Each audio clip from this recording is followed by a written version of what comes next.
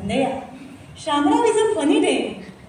आजोबा, ग्रँडपा हे शब्द कसे आपल्या स्टेटसला शोभून दिसतात.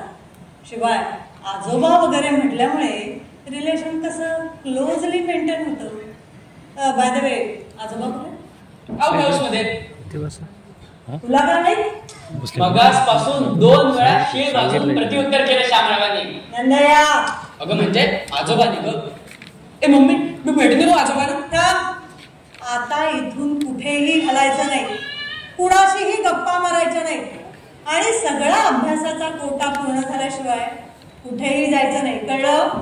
ए मम्मी, म्हणजे कॉलेजला पण नको जाऊ? असं म्हटलं मी. अभ्यासा व्यतिरिक्त तुझं जे चाललेलं असतं ना नंदया.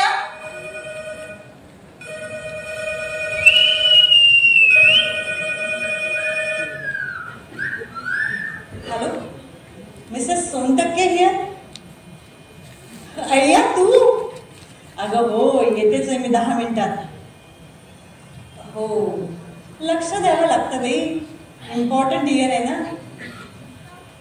काय नवरा? अगं तू त्याला विशाल म्हणालीस म्हणून मला गैर वाटायचं नाही काही. हो हो हो, येतेच आहे 10 मिनिटात. ए ऐक ना, तू मिसेस त्यागीनं फोन कर ना. काय त्या मला ट्राय करत होत्या?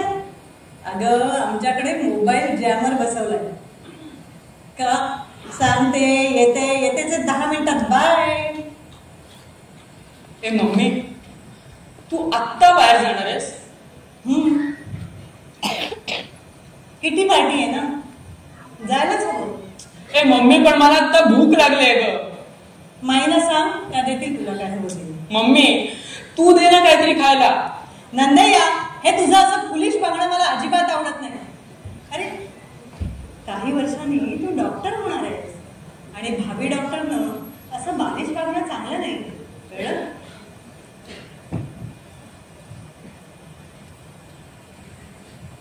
बाय द वे नंदया, तू क्लासची फी पेड केलीस? चेक हरवला. व्हॉट? चेक हरवला? अरे चेक हरवला कसा? ते मला कसं माहित? म्हणजे दिला कसं? नाही. मग हरवला असं कसं म्हणतोस? बाई बाई बाई, हद्द झाली तुझ्या पुढे. अरे डोकं ठिकाणावर आहे तुझं? ए मम्मी, पप्पा म्हणत होते की माझं डोकं ठिकाणावर नाहीये. व्हॉट? विशाल असं म्हणाला? हो. काय माहित, म्हणाले असावेत असं वाटतंय, असं म्हणायचं होतं मला. अरे अरे नंदया, झालंय तरी काय तुला? ए मम्मी, मला तर खूप भूक लागली ग. मम्मी, मला खायला देऊन जा ना, मला खूप भूक लागली. माईला सांग, त्या देतील तुला हवं ते. मम्मी,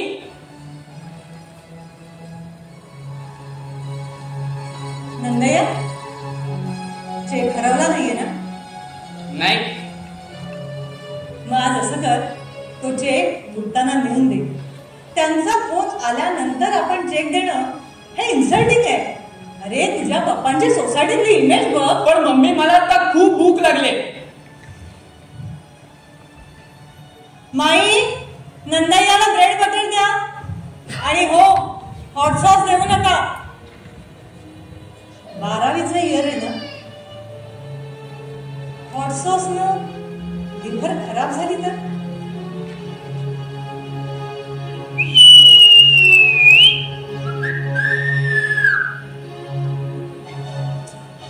ए मम्मी, तो फोन नंतर लावो, मला आता आधी खायला दे. माई देतात का तुला? अगं मम्मी, मला भूक लागली ग, तू दे ना काहीतरी खायला. हॅलो, मी मिसेस सोनटक्के बोलते, विशाल सोनटक्केंची मिसेस. डॉक्टर पूर्णेंदू घोष आहेत का? हॅलो डॉक्टर, मला तुमची अपॉइंटमेंट दिली होती. हो, आजचीच रात्री 9 वाजता.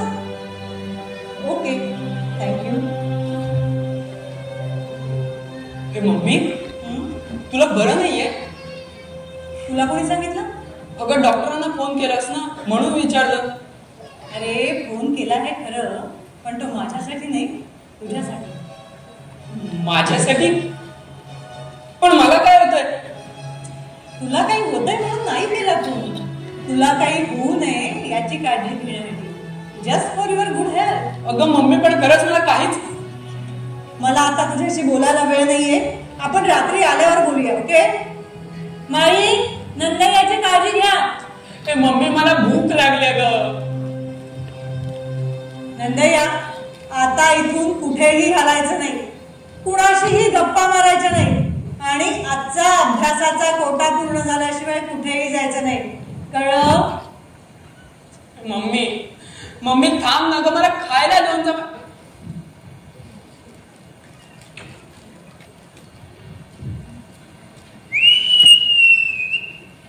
अरे शामराव इकडेच येत आहे.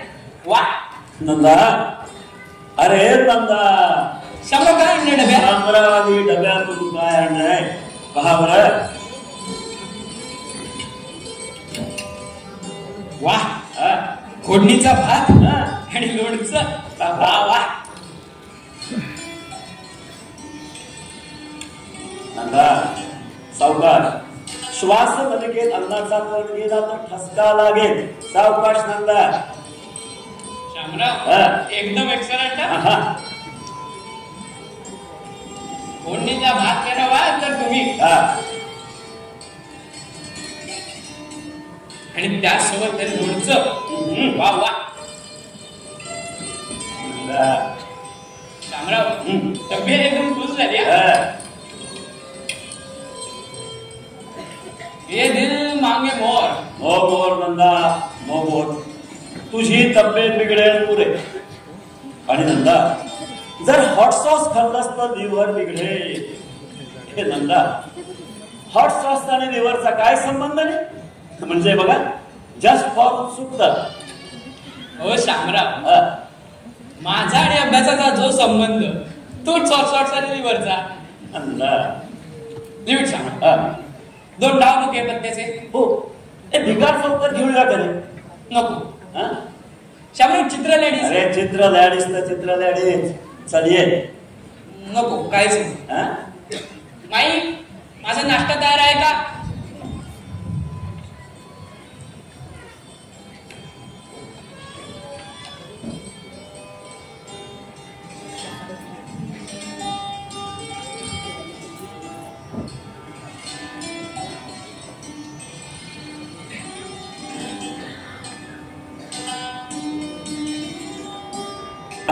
एवढं सोडून काहीतरी बोला ना. मगाशी मम्मी सुद्धा खूप सुनावून गेली. अरे म्हणजे सुनबाई बोलली तुझ्याशी? मजा आहे बुवा एका माणसाची. म्हणजे नंदाची मम्मी नंदाशी बोलली. वा. सांगतोय काय शामराव, चक्क 20 वाक्य बोलली. माई, शामराव नाईलाजानं का होईना, पण माझ्याशी मम्मी बोलली.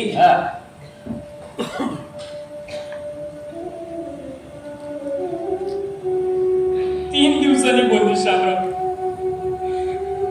ही शिक्षा मम्मीने का केली होती माहिती? पहिल्या टेस्ट पीसीबीला 100% मार्क्स नाही पडले.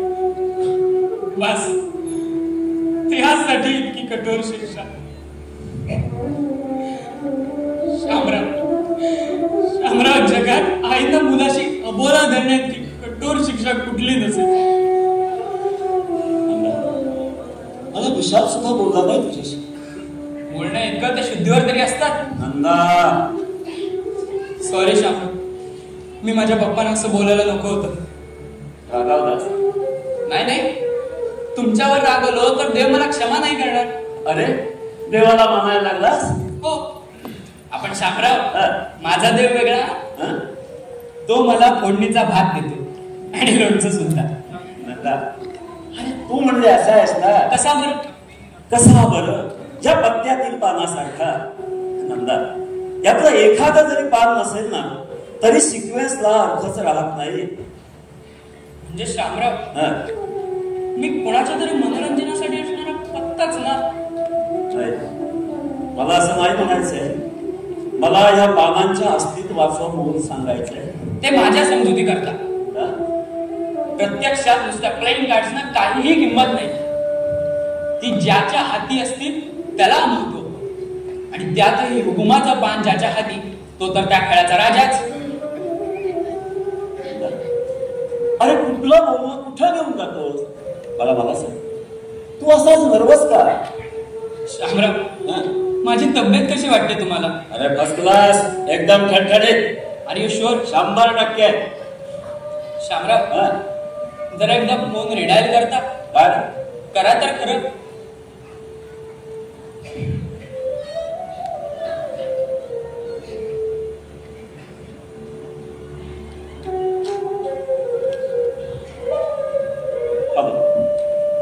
शामराव सोनटक्के बोलतोय. कोणाला लागलाय phone? Doctor Ghosh.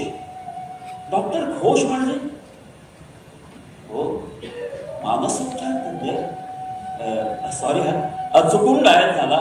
Sorry.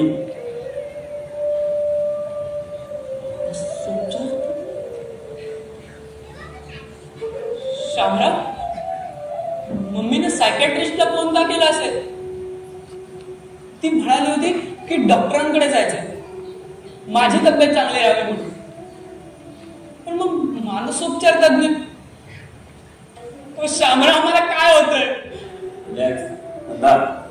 Nanda, तुला खरंच काही झालं नाहीये? तू एकदम ठणठणीत आहेस. शामराव, माझ्याकडे बघा ना, आणि मग सांग. शामराव, काहीतरी गडबड आहे. तुम्हाला कळलंय काय ते?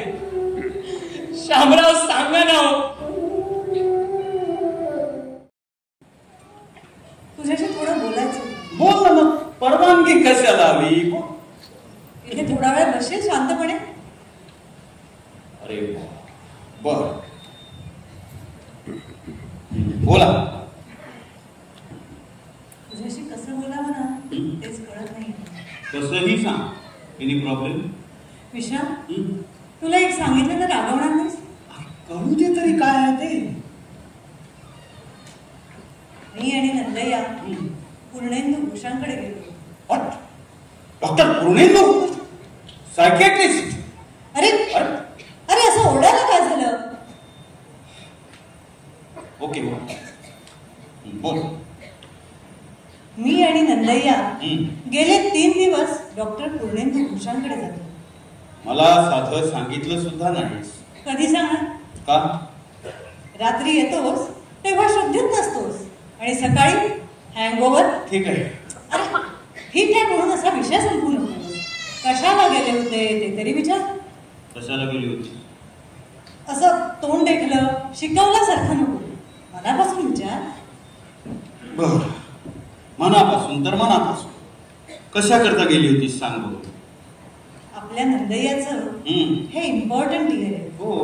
यावर्षी त्याला 100% मार्क मिळायला पाहिजे. त्यानं कायम टॉपला असावं ही तुझी इच्छा आहे ना? हो, तर मी त्यावेळी बोर्डात येऊ शकलो नाही, पण माझी इच्छा आहे त्यानं 100% मार्क मिळून टॉपला राहायलाच हवं. फक्त 100% मार्क मिळून नाही जाणार. मग नीट मध्ये पण त्यानं 700+ मार्क घेतले पाहिजे. विशाल, खरं तर मलाच डॉक्टर व्हायचं होतं, पण तुझी घाई नडली. कुणी मला शिकूच दिलं नाहीस. वैशू, तो गुन्हा मी जाणून बुजून केला होता. अगं, तू डॉक्टर झाली असतीस तर मला कसं मिळाली असतीस? हे रे काय खोटं आहे का?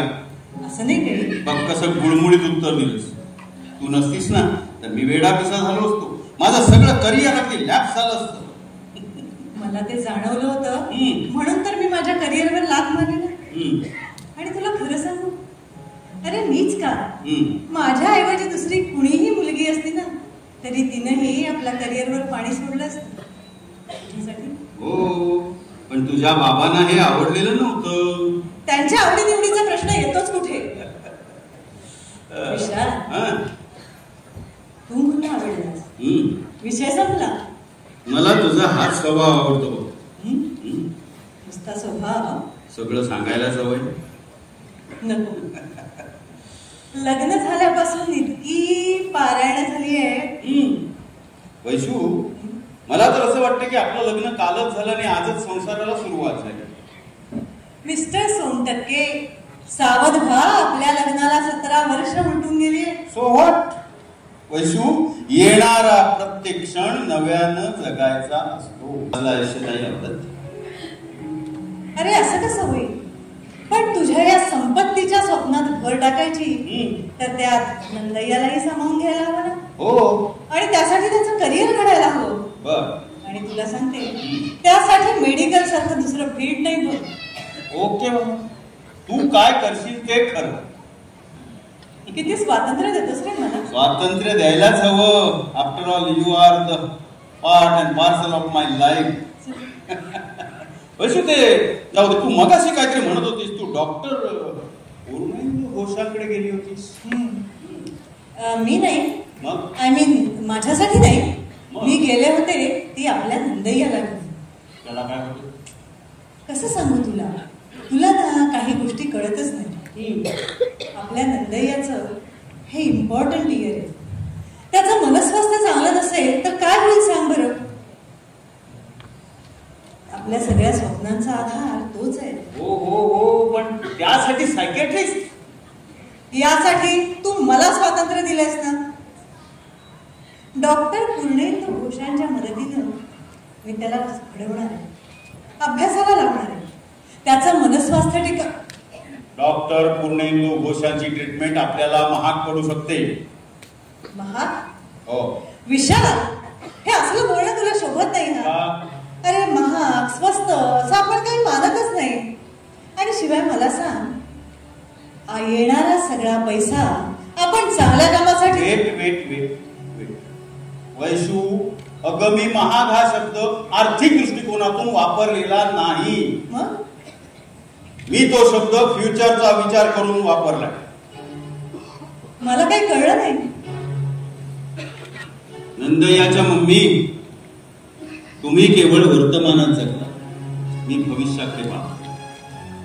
विशाल सोनटक्केंचा मुलगा सायकियाट्रिस्टकडे गेला होता. ही बातमी जर सगळीकडे पसरली तर केवढा हवा पुढे. आणि तुम्हाला पाहिल्यावर असं वाटलं की ते इथेच आहे, या घरात. म्हणून हक्काने, नातीच्या नात्याने विचारण्याचं धाडस करू. विचार. शामराव, मी अशा पूर्ण ड्रेस मध्ये कशी दिसते हो? हो, तुला बरं वाटेल असं सांगू की खरं खरं सांगू? अगदी खरं सांगा. खूप छान बेटा, तर बेटा खूप छान दिसते. अरे हो, पण तू तुझ्या पप्पांना बाबा म्हणायला लागलीस ते सांगणार होतीस. तेच तर सांगते ना शामराव, पण कसं सांगू तेच कळत नाहीये. काही वेगळं आहे का? हो, वेगळं आणि वेडगळ. म्हणजे शामराव, मी सांगण्याचं धाडस करते, प्लीज तुम्ही गैरसमज करून घेऊ नका.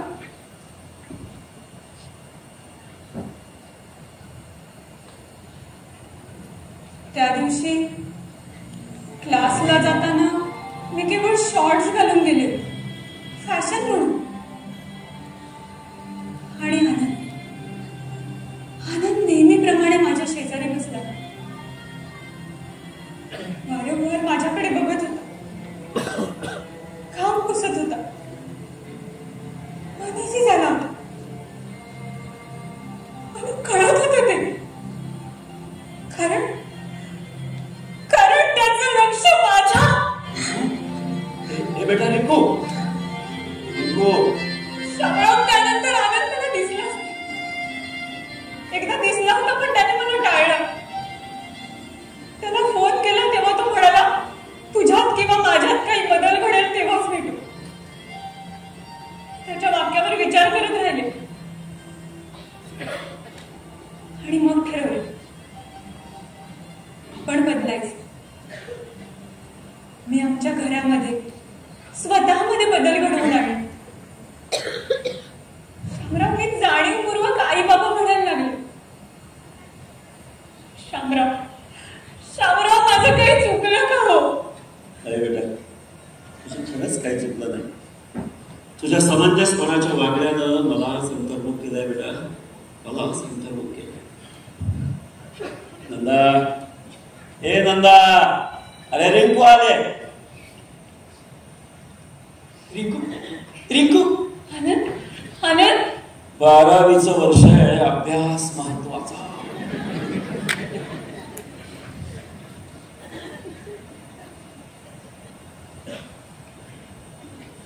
शामराव, तुम्ही मगाशी माळ्याला काहीतरी सांगत होतात ना? सगळं सांगून झालं. बघा, काम पूर्ण नसेल तर मम्मी रागवेल, आणि मम्मीचा राग काय सॉलिड असतो माहिती आहे ना तुम्हाला? सगळ्या कुंड्या जाग्यावर लावून झाल्या. शामराव, तुम्ही संस्कृतचं व्याकरण सोप्या रीतीने शिकवणार होतात. काल रात्री तुला शिकवलं ना, पुस्तक सुद्धा घेऊन आलोय, रिंकू नाव असलेलं.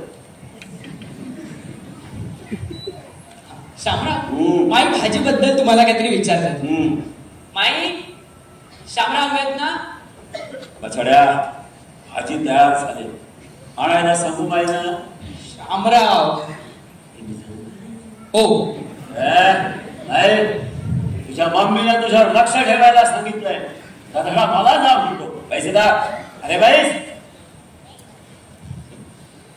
पोरे नाहीस नक्कल. शामराव, रिंकू पुस्तक घेऊन आले, याचा अर्थ तिला काहीतरी डिफिकल्टी असाव्या. हो, डिफिकल्टी. बछड्या, त्यातल्या बऱ्याचशा डिफिकल्टी मगाशी आम्ही दोघांनी सोडवल्या. आता उरलेल्या आपण तिघांनी सोडवूया.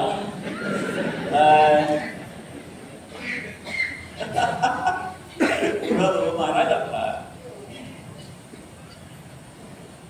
रिंकू, कशी आहेस तू?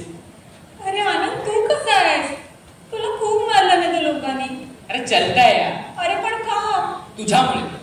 काय? हो, तुझ्यामुळेच.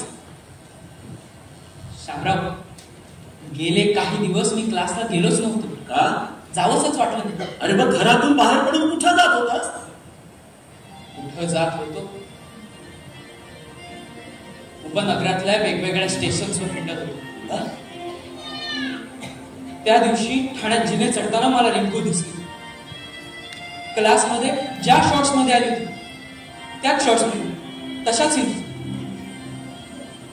मी एकदम तिचा हात धरला. काय झालं ते कळलंच नाही. रिंकूनं मला मारलं आणि जिन्यावरून ढकलून दिलं.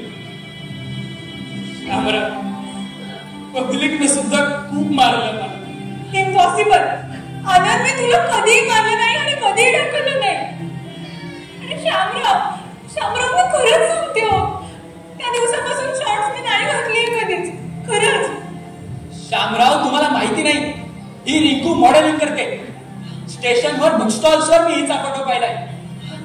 इंग्रजी, हिंदी, कन्नड, मल्याळम सगळ्या मुखपृष्ठांवर ही. पाहू नये अशा कपड्यात. आणि तुम्हाला सांगतो शामराव, लोक हिच्या फोटोकडे किळसवाळ्या नजरेने पाहत उभे राहतात. त्या दिवशी ठरवलं, भेटली की विचारायचं, काय चाललंय तुझं? तू का अशी अश्विनी क्लोजअप देतेस? मला नाही आवडत. मला नाही आवडत. मला नाही आवडत. शामराव, हे सगळं पाहिलं ना? शामराव, मी सैर भरी होतो. शामराव, मी सैर भरी होतो.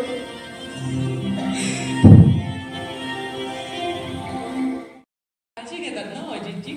अरे एकुलता एक आहे ना. मग शामराव, मीही एकुलता एकच ना. नंदा, अजित पुढे काय करणार आहे? शामराव, विषय बदलतात तुम्ही.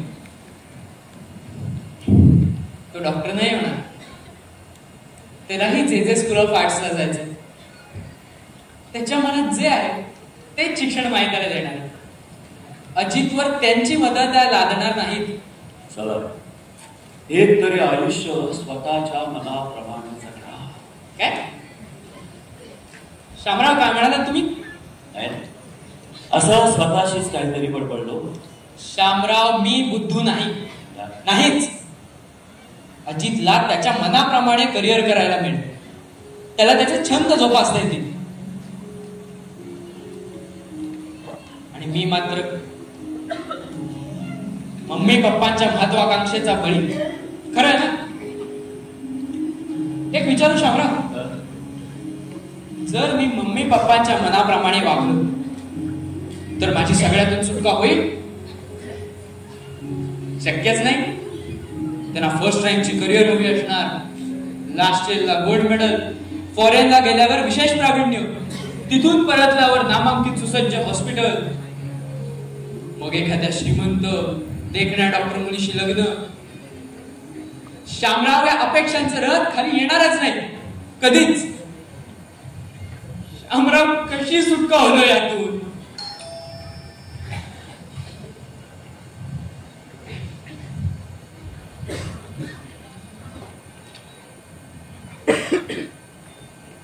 शामराव, अरे वा रिंकू, ये बाई कशी आहेस? एकदम मस्त. अरे बाबा सांग, तुझा अभ्यास कसा चालला? अभ्यास? हा. शामराव, 8 दिवसांपूर्वी आले होते तेव्हाही तुम्ही हाच प्रश्न विचारला होता. पण तेव्हा तू उत्तर दिलं नव्हतं. त्यात काय उत्तर द्यायचं? अगं काही दे, पण लक्षात ठेव, प्रश्न दीर्घोत्तरी आहे, उत्तर लघुत्तरी चालणार नाही, तुला गुण मिळणार नाही. हा. इथे हवेत कोणाला गुण मिळाला? म्हणजे शामराव, हाँ। मैं वो वाला हूँ जो शीशे से पत्थर तोड़ती हूँ. अरे वा, हा डायलॉग आमच्या वेळच्या हिंदी सिनेमातला. खलनायकाच्या तोंडी असे डायलॉग नसते की सिनेमे अपूर्ण वाटायचे. शामराव, तुम्ही सिनेमे बघत होतात? अरे म्हणजे काय, बोलू नका कुठं. तुमच्या आजीच्या नकळत जाऊन मी सिनेमे पाहत असे आणि मग घरी आल्यावर त्यातले रोमॅन्टिक डायलॉग आजीला ऐकवत होतात, राईट? मग शामराव, आम्हालाही ऐकवा ना. अरे बापरे, तुम्हाला ऐकू? काय बरं, काय बरं, काय बरं, काय? हा ऐका. काश अगर मैं नोटबुक होता तो मुझे तेरे बाहों में सिमटने का भाग्य मिलता. वाह, क्या बात आहे शामराव. पण मला सांगा, नोटबुकच का? अगं त्यावेळची नायिका वही घेऊन कॉलेजला जायची आणि ती वही आपल्या हृदयात बदलायची. शामराव, आजी काय म्हणायची तुमच्या डायलॉग बाजीवर? अरे बापरे, आजी काय म्हणायची? अरे ती फारशी काही बोलत नसे, पण कधीतरी म्हणायची, खाणं कमी आणि मचमच भाव. जे काय शामराव? म्हणजे काय शामराव, हे तुमच्या मम्मी पप्पांना विचारा. हा उपाय चांगला आहे. हा? म्हणजे शेळीनं खटकाकडे जाऊन सांगायचं की बाबा रे, हा सुरा घे आणि घाल माझ्या मानेवर. अरे किती कडवट बोलतोस. खरं बोलणं कडवटच असतं, तुम्हीच सांगता ना. गधड्या, मला ऐकवतोस. हे केस पांढरे झालेत ना, ते कलप लावून नाही. शामराव, केस पांढरे होण्यावर जाऊ नका. आमच्या पिढीला केस काळे असताना सगळं काही अनुभवणं नशिबी आलं. हे मला समजेल असं काहीतरी बोला ना रे. आम्ही जे बोलतोय ते तुला समजण्यासारखंच आहे. मुळीच नाही. मगाचपासून तुम्ही दोघं नुसतं गोल गोल फिरताय आणि मी फक्त ऐकते. याला कारण तूच आहेस. हे थांबा, थांब, पैसे दा. मला सांग, तुझा अभ्यास कसा चालला? अभ्यास? करतेस ना? म्हणजे काय? हा. हे बघा, हे काय? वाचा तर खरं.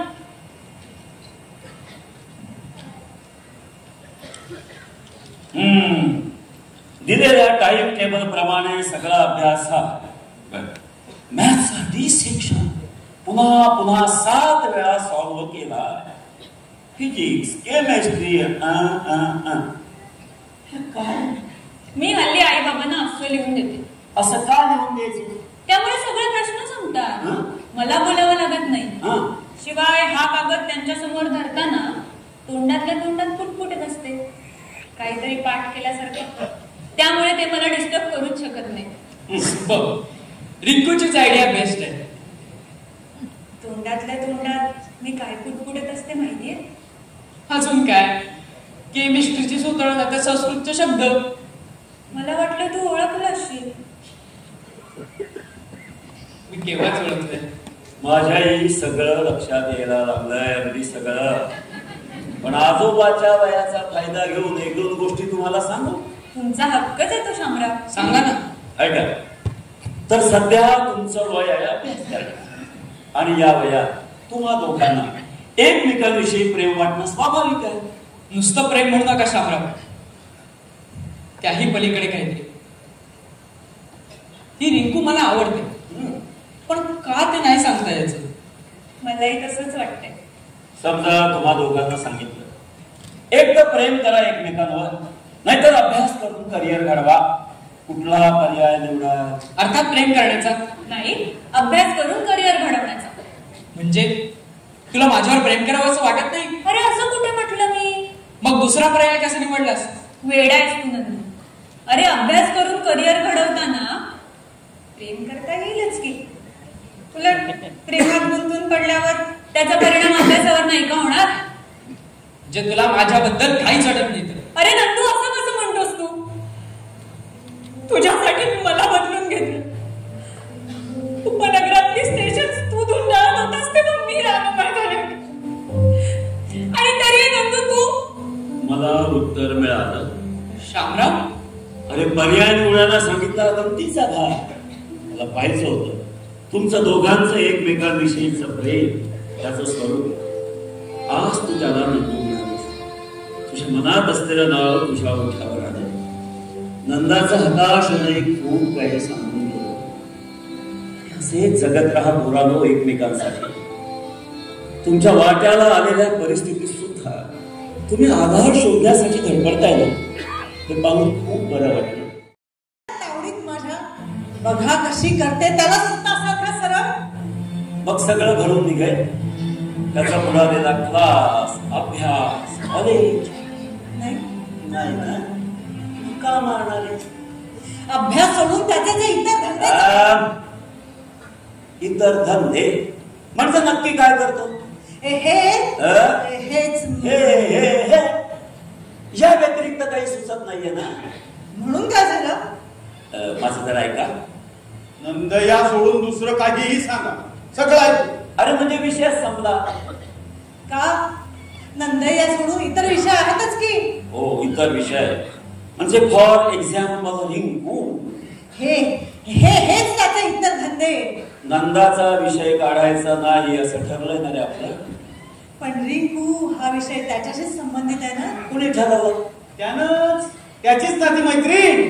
त्याची आणि तिची मैत्री तुम्हाला केव्हापासून खटकायला लागली? खटकायला असं काही नाहीये. नाही, मग ती वाढायला हवी असं केव्हापासून हो वाटलं? बाबा, मैत्री वाढायला हवी असं वाटलं, त्यात गैर काय आहे? वाटलं मैत्री वाढायला हवी, पण त्याचा अर्थ असा नव्हे की त्यानं काहीही करावं आणि आम्ही ते खपवून घ्यावं. पण बाबा, तुम्ही त्याचं वकील पत्र का कारण घेताय? तुम्ही त्याला आरोपीच्या पिंजऱ्यात उभं करताय म्हणून, त्याच्या मनाचा तुम्ही विचार करत नाही म्हणून, त्याचा कल, त्याची मानसिकता, त्याची हौस, कशाचा तुम्ही विचार करत नाही ना म्हणून त्याची बाजू घेतोय. पण बाबा, त्याच्या बाबतीत आम्ही कुठल्या कर्तव्याला चुकलोय सांगा? पैसा, कपडे, खेळ सगळं तो म्हणेल ते, आणि न मागता ही सगळ्या गोष्टी दिल्याच ना. चांगलं कॉलेज, महागडा क्लास, क्वालिटी वस्तू आणि संपली आली.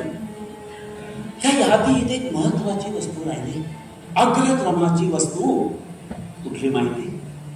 माया, प्रेम.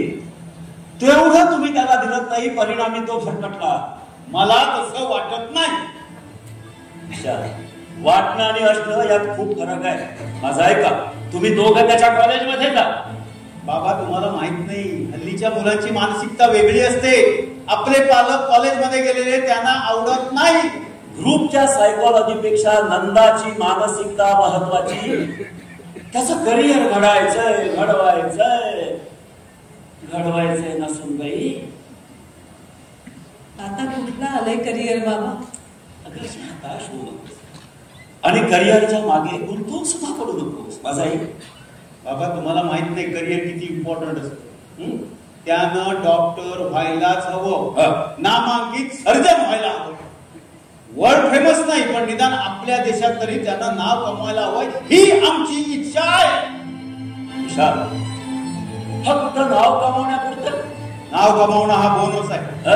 पैसा हेच सर्वस्व आहे. अरे, तो तर आता सुद्धा तुझ्याकडे आहे. आणखी किती मिळवायचं आहे? बाबा, हा पैसा मी मिळवलाय, आता त्यानं मिळवायला हवा. भर घालायला हवी. पाणी नुसतं उपसून नाही टाकायचं. तुमचं स्वप्न वाळवंटात पाणी ओतून समुद्र निर्माण करण्याचं आहे.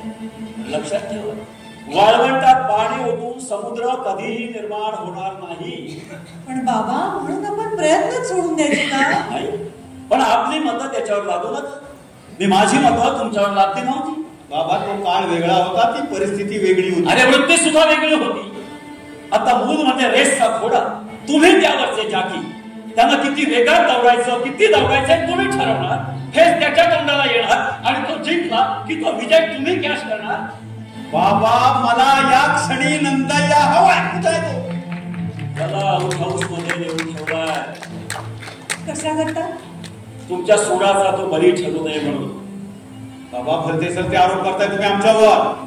मगाशी जाकी म्हणाला आमच्याकडे प्रेम दया माया नाही म्हणाला, आता ही सुडाची भाषा करताय. अहो, आम्ही त्याचे आई वडील आहोत, हे तरी मान्य आहे ना? मान्य. मग कशाला बेफाम आरोप करताय? विशाल, अरे भवितव्याची काळजी घ्यायला सगळी माझी ना नाही, पण तुमचा मार्ग चुकतोय. तुम्हाला सगळ्याची घाई लागली. तुम्ही दोघं कुणाचं ऐकत नाही, ही वस्तुस्थिती आहे सुनबाई. पण बाबा, मूळ प्रॉब्लेम तसाच आहे. नंदय्या 2 महिने कॉलेजला गेला नाही, ही वस्तुस्थिती आहे आणि ती आपण नाही बदलू शकत. सुनबाई, अगं स्वभावाला मुरड घाल, वस्तुस्थिती आपोआप बदलेल. नंदाला जवळ घ्या, त्याच्या मनात शिरायचा प्रयत्न करा. त्याच्या कला न वागा. तुमची मतं त्याच्यावर लागू नका. म्हणजे बघा किती परिणाम घडेल. तुम्हाला अपेक्षित असणारे सगळे मार्क्स तो मिळवेल. नक्की. मग बाबा, तुम्ही एक काम करा. काय? तुम्ही म्हणता तसा त्याच्यात बदल होणार असेल ना, तर त्याला इथेच घेऊन या. आणि बाबा, त्याच्याबरोबर तुम्ही पण इथेच राहा. आणि विशाल, बाप म्हणून तू त्याला सावली आणि सगळे विचारपूस कर. मित्र म्हणून त्याच्या मनात शिरायचा प्रयत्न कर. तुम्हा दोघांनाही जमेल. मी घेऊन येतो नंदाला. येऊ दे तर त्याला इथं. बघ कसा सरळ करतो का नाही त्याला. अरे, जरा थंड डोक्यात. हे बघ, अरे आपलाच मुलगा आहे ना, आपणच त्याला समजून घ्यायला हवं. आपणच त्याची समजूत काढायला हवी. हो, चांगली समजूत काढतो. येऊ दे तर तो खरा इथं कशी समजूत. अरे अरे, हे काय करतोस तू? तुला वेळ तर नाही लागला? तूच म्हणालीस त्याची समजूत काढायला हवी. समजूत काढतो त्याची चांगली. येऊ दे तर खरा. विशाल, विशाल, तुला आत्ताच म्हटलं ना, जरा थंड डोक्याला. हे बघ, अनेक मार्ग आहेत त्याला ताळ्यावर आणण्यासाठी. आतापर्यंत मी हतबल झाले होते, पण आता सावरली. काय करणार आहेस? रिंकूला बोलवून घेणार आहे. कशा करता? तिला सांगणार आहे, बाई ग, तुझ्यामुळे माझा मुलगा फुकट गेला म्हणून. मोठ्या चातुर्याने हे सगळं जुळवून आणलंय. बाई ग, असं विस्कटून टाकू नकोस. अरे विशाल, तुला साध्य तरी काय करायचंय? मला पैशाचं वेळ. जिथून जसा मिळेल तसा पैसा मला हवा असतो. त्यासाठी मी माझी बुद्धी वापरतो, रिलेशन जपतो. सट्टा, लॉटरी, नोकरी, कुठून कुठून मिळेल तसा पैसा मला हवा असतो. जर पैसा मिळण्याची शक्यता दिसली ना, तर मी सरणावरून उठून सुद्धा धावे. इथं तर काय, नंदय्या आणि रिंकूच्या रूपानं अलिबाबाची गुहा उघडणार आहे. अशा वेळी करंटेपणानं दार बंद करून घेणारा मी नाही. आज फारच मोकळं झालंय. ऑफकोर्स शामराव, आपण ना बोलत एकदम टेन्शन फ्री राहिले को मागताय. Nanda, tension free? नंदा, हे सगळं केव्हापासून ठरलं? केव्हापासून? पप्पांनी मला हा प्रसाद दिला तेव्हापासून.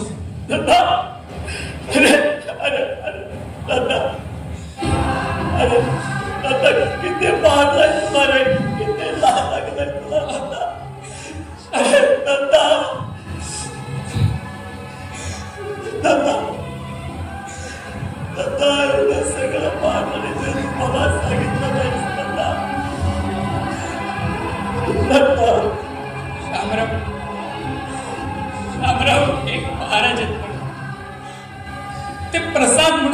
हात मारतात,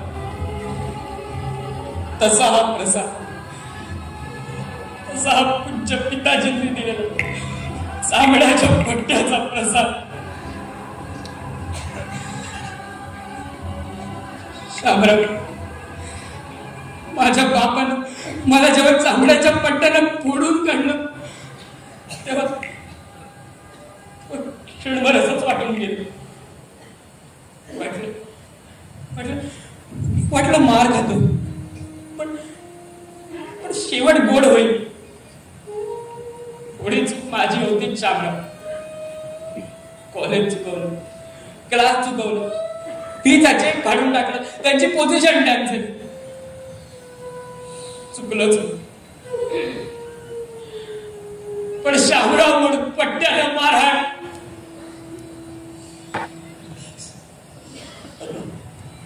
शामराव आहे तुझ्या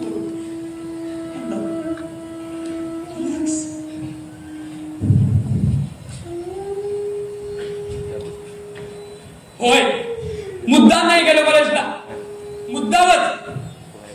जाऊ द्या तुमची प्रतिष्ठा खड्ड्यात, पेटवून टाका तो सगळा पैसा. मारा मारा, आणखी मारायला ठेवलं मारा.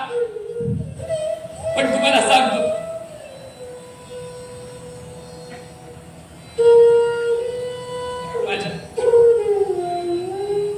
माझ्या शामरावांची सहनशीलता.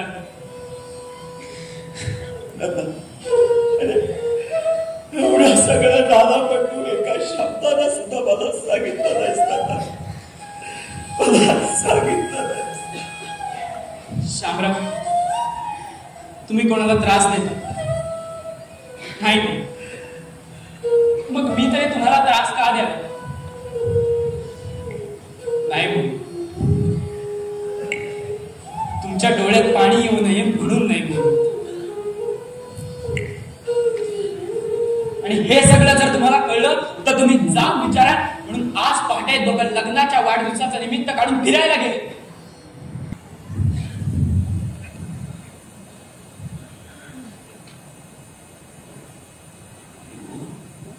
ये बेटा, ये. काय रिंकू, हवारी, अभ्यास कसा चाललाय? फ्रेंड सर्कल काय म्हणतात? शामराव, बेटा काय सांग? अगं काय रडतेस बेटा? काय सांग बेटा? नाही, वाटलं यावं तुमच्याकडे म्हणून आलं. राग नाही ना आला, न कळवता आले म्हणून. राग ना आला पण मला नाही. या माझ्या बछड्याला राग आलाय, नुसता जीवाचा आखाण तांडव करून घेतो. बेटा पण तू काय रडतेस? काय झालं बेटा? ते सांगायला मला शब्दच सुचत नाही शामराव. हे बघा. काय काय आहे त्यात? माझ्यासाठी गिफ्ट? किती साधा सरळ रे तुला तू. अरे हे गिफ्ट नाही, ही तुझ्या आणि माझ्या एंगेजमेंटची पूर्ण तयारी आहे. हे ड्रेस मटेरियल फुल्ली ट्रान्सपरंट, हे मॉडर्न आहे ना. हे shorts really short and sleeveless, high hills and diamond ring for better and successful life. कुणी दिलं? तुला काय वाटलं माझा आणखी कोणी मित्र आणि त्याने हे दिलं? नंदू, अरे तुझ्या आणि माझ्या रिलेशनशिपचं डीलिंग झालं ना, त्यावर या गिफ्टने सील केलं गेलं.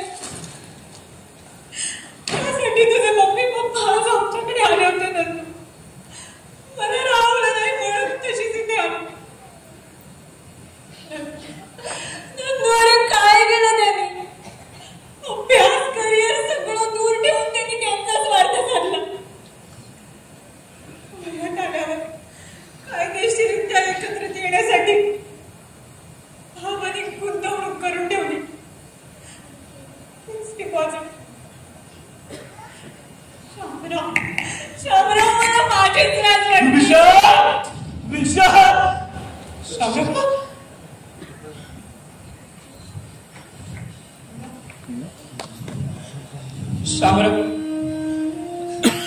शामराव, तुम्ही रागवलं, हे तुमच्या तब्येतीसाठी चांगलं नाही. अशानं बीपी वाढेल तुमचं, हो की नाही?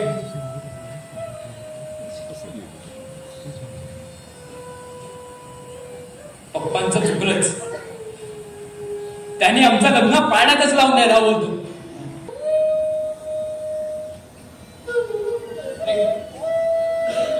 चल आपण लग्न करू.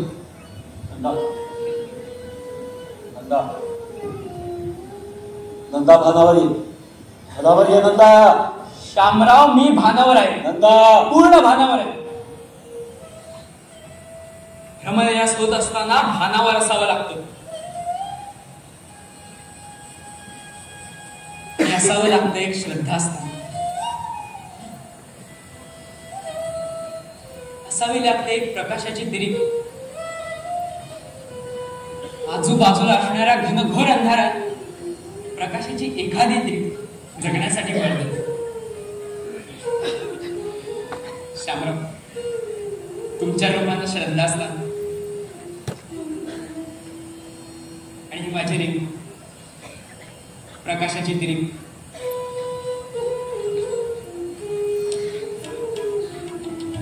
शामराव, मी खूप बोललो का? म्हणजे बोलायला नको इतकं बोललो का? सांगा ना. असंच नाही काही, पण तुझ्या प्रत्येक विचारांच्या पाठीशी काहीतरी धागा असावाच लागतो, काहीतरी निश्चित.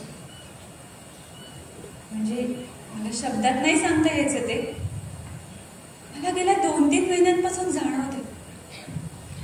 परंतु तुझा संयम, तुझी सहनशीलता, असं काहीतरी वेगळं, विलक्षण. शामराव, शामराव, तू दगड द्या की मला परत. शामराव, दगड द्या ना परत. नंदा, आपलं काय ठरलंय? आता दगडाचा विषय पुन्हा काढायचा नाही ठरलाय ना नंदा? प्रत्येक जण हेच म्हणतोय. आम्ही घरात नसताना तुम्ही घरात होतात का नाही, व तो काय करतो, कुठे जातो, याच्याकडे तुमचं लक्ष असायला हवं होतं. विशाल, गेल्या 3 महिन्यास तुम्हाला अनेक वेळा ऐकवतेस, अरे मीच त्याला घरातून बाहेर घालवलं. बाप म्हणून तुझं काही कर्तव्य होतं ना? तो काय करतो, कुठं जातो, हे प्रश्न मी सुद्धा तुला विचारतो. त्यावेळी तू दुर्लक्ष केलंस. त्यावेळी तुला हा पैशाचा मान चढला होता विशाल, पैशाचा मान चढला होता. होय, मला पैशाचा मात चढला होता, अजूनही आहे. मी पैसा कमावतो, कारण त्यातूनच सगळं विकत घेता येतं. तुम्हाला काय करणार म्हणा? तुम्ही तत्वनिष्ठ, तुमच्या त्या तत्वनिष्ठतेत आमची हौस मोद भाव भावना सगळ्याचा चुराडा केला आणि दारिद्र्यात समाधान मानायला लावलं. म्हणून मी पैसे कमावतो नव्हे, ओरबाडून खातोय आणि त्याचाच मात चढलाय मला. मग तो पैसा घेऊन ये ना तुला. मला इथं सतत टोचून बोलण्यापेक्षा पैसा आणि घेऊन ये ना तुला. बाबा, निदान तुम्ही तरी समजून घ्या. त्याला शांत राहायला सांगशील? मला पैसा हवा, पार्ट्या हव्यात, प्रतिष्ठा हवी खोटी, पोराच्या भावनेला तुडवून मिरवायला हवं. त्याकरता इगो कपायला हवा. त्यावेळी पोराचं वाटोळं झालं तरी चालेल, इगो जपायला हवा. माझ्या तत्वनिष्ठतेवर कोरड्या उठताना पैशासाठी आचार आणि रोचक होणाऱ्या तुझ्या तत्वनिष्ठतेला तुला विसर पडतो. मी तत्वनिष्ठ होतो, सन्मानानं जगत होतो. आज तू माझ्या दारिद्र्याचं उलट टाकतो. लक्षात ठेव, तुझ्या शिक्षणासाठी, करिअरसाठी जो पैसा लागलाय ना, तो मी माझ्या पोटाला चिमटे काढून तुला फुगवलाय. त्या माझ्या तत्वनिष्ठतेवर तुझी इमारत उभी आहे. माझं दारिद्र्य काढतो, पण पैशाच्या हव्यासापायी तू माझ्या दत्तूचा बळी घेतलास. तू माझ्या दत्तूचा बळी घेतलास. सकाळपासून चौथ्यांदा रे कृती.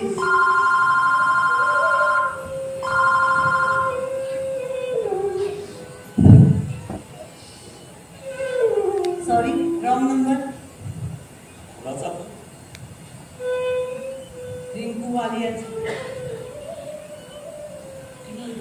नंबर सांगतेस? हो, का? कशासाठी? तिची अभद्र सावली माझ्या लेक्यावर पडली आणि तेव्हापासून तो बिथरला म्हणून. एंगेजमेंटचा फार्स करून लग्न ठरवताना ती अभद्र नव्हती. तिच्या बापाची करोडो रुपयाची संपत्ती दिसत असताना ती अभद्र नव्हती. तुम्हाला आईबाप तरी कसं म्हणावं रे? नंदाला भेट फोडून काढताना तुला शरम नाही वाटली?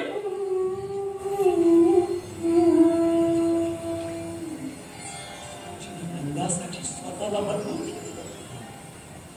आवडत नाही पण संपूर्ण शरीर झाकणाऱ्या कपड्यांची सवय करून घेतली. कपडे देऊन शरीराचं प्रदर्शन करायला लावताना तुला लाज नाही वाटली?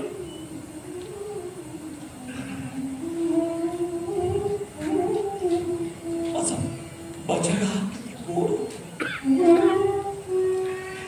अभ्यास सुद्धा परत राहून करायचा.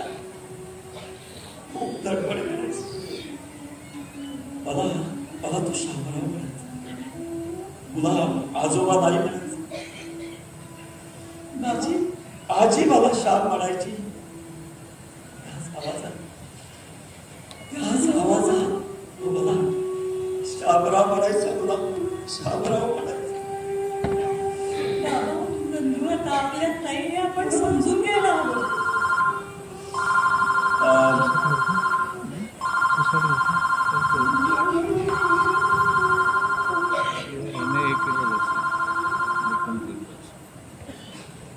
हॅलो, हा मी शामराव सोनटक्के बोलतोय. कोण? बेटा रिंकू, कशी आहेस? इकडं येतेस? अगं ये ना. हो मी आहे. ये बेटा ये.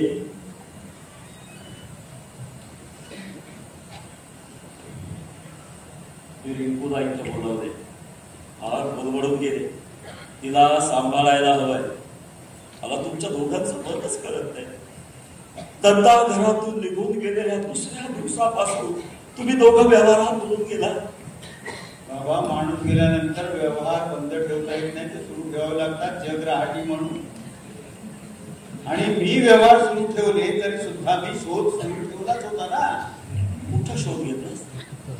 पोलीस स्टेशनला गेला होतास? पेपरला, टीव्हीला जाहिरात दिली होतीस? त्यासाठी फोटो द्यायला लागला असता. अरे मग द्यायचा ना, तुला कुणी अडवलं? मी प्रायव्हेट डिटेक्टिव्हला कॉन्ट्रॅक्ट दिलं. घरातून निघून गेलेल्या पोराच्या शोधासाठी कॉन्ट्रॅक्ट? अरे पण मग फोटो का नाही दिलास? विशाल सोनटक्केचा मुलगा हरवला ही न्यूज सगळीकडे पसरली तर माझी समाजातली पोझिशन डॅम झाली असती, म्हणून फोटो नाही दिले. विशाल,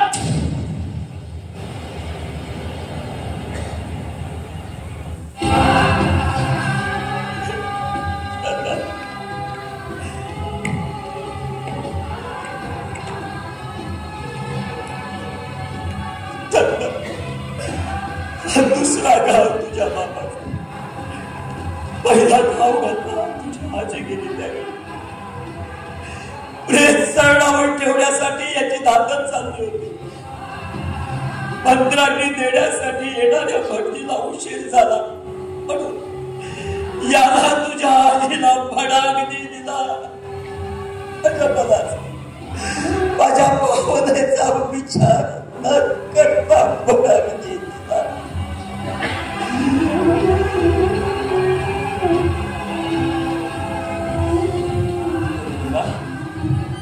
नंदा बेटा, तू या दोघांना क्षमा कर.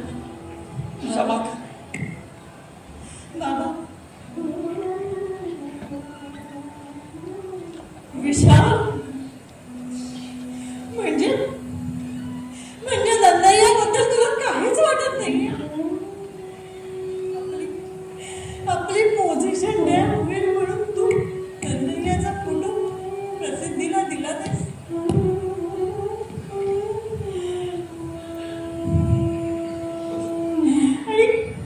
आणि हे तुम्हाला सांगितलं पण नाहीस? मी नंदू म्हणाला, नंदय्या नाही म्हणाला. हे नंदूला सांगायलाच हवं. शामराव, बेटा भानावर ये रिंकू. शामराव, मी पूर्ण भानावर आहे. तुम्हाला काय वाटलं मला वेळ लागलाय? वाटायला कशाला हवं? दिसतच येते. हो मम्मी, मला वेळ लागलेला नाहीये. मी सकाळपासून तुम्हाला फोन करते पण तुम्ही रॉंग नंबर म्हणून टाळताय. मला वाटलं तुम्हाला बातमी समजली असेल. बातमी? तुम्ही आजचे न्यूजपेपर्स नाही पाहिले? नाही पुरी, एवढा उत्साहच राहिला नाहीये. कमाल आहे तुमची. आजच्या सगळ्या न्यूजपेपर्स मध्ये फ्रंट पेजवर एक निवेदन छापलंय. निवेदन? आणि ते निवेदन कुणी दिलंय माहितीये? आपल्या नंदूने. काय? विश्वास नाही बसणार तुमचा? नंदा ना? हे बघा.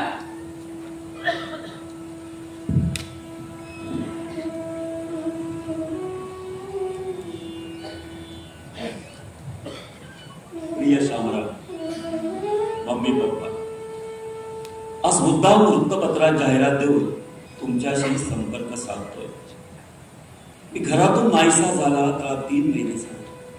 मी घर सोडलो कारण माझी घुसमट होत होती. ती केवळ शामराव आणि रिंकूला समजत होती. त्या दोघांसाठी तरी मी घर सोडायला नको. पण माझ्या समोर 3 पर्याय होते. एक, आहे त्या स्थितीत मन मारून जगणं. दुसरं म्हणजे आपल्या पंखांच्या कुवतीचा अंदाज घेणं. आणि तिसरा पर्याय होता मृत्यूचा. पण मृत्यू सगळ्या समस्येवरचा उपाय नसतो, तो बलायनवाद ठरतो. हे शामरावांनी मला एकदा सांगितलं होतं. म्हणून माझ्याजवळचा दगड फेकून दिला आणि दुसऱ्या पर्यायाची निवड केली. माझ्या पंखांचं बळ अजमावलं. बाहेर पडताना आकाशाची विशालता जाणवली आणि लक्षात आलं विशाल सोनटक्केंच्या घरात शामराव नावाचा आकाश संकोचून गेलाय.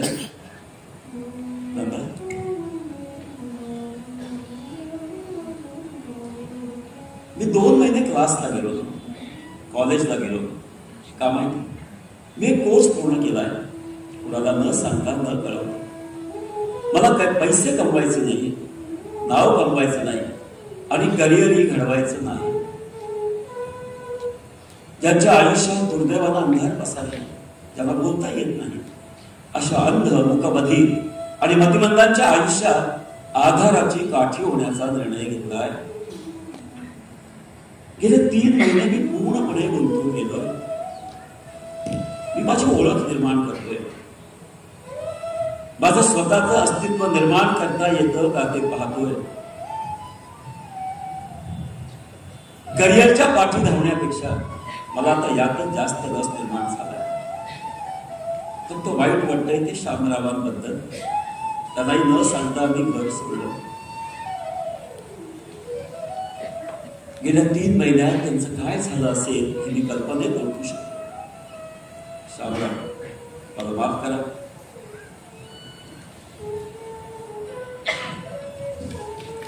पण तुम्हाला अभिमान वाटेल असं काहीतरी करण्याचा बेत आहे. आणि ती वेडी रिंकू, ती उद्ध्वस्त झाली असेल. तिलाही सांगा शामराव, तिचा नंदू जिवंत आहे आणि योग्य वेळी तेव्हा तो नक्की येईल. मम्मी, पप्पा, तुम्हा दोघांना काही सांगणे इतकं माझं वय नाही. मी लहान आहे. एकच सांगतो, ओल्या मातीच्या गोळ्याला आकार देताना त्यातल्या मातीचा ओलावा समजून जाईल इतकं अतिरेक करू नका.